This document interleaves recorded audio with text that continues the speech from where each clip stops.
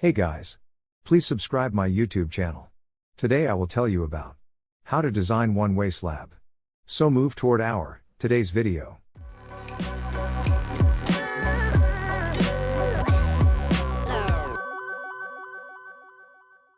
Designing the reinforcement for a one-way slab involves several steps.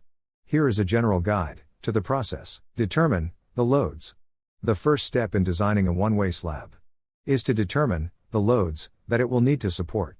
This includes dead loads, the weight of the slab itself, and live loads, the weight of people and objects that will be on the slab. Calculate the required thickness.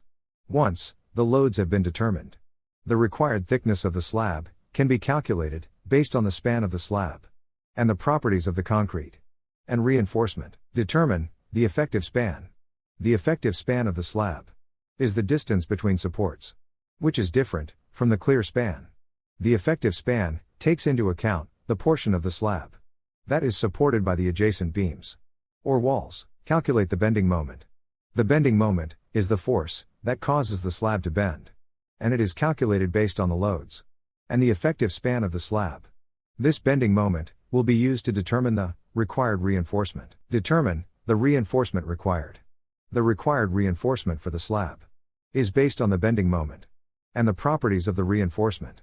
This involves calculating the area of steel required to resist the bending moment. Calculate the spacing of reinforcement bars.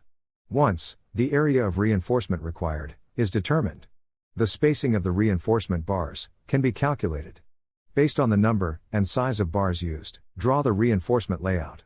The final step in designing the reinforcement for a one-way slab is to draw the reinforcement layout, showing the size, number, and placement of the bars in the slab. In conclusion, it is important to note that the process for designing the reinforcement for a one-way slab can vary depending on the specific design requirements and the codes and standards being used. If this video is helpful, then please like and share my video and subscribe my YouTube channel.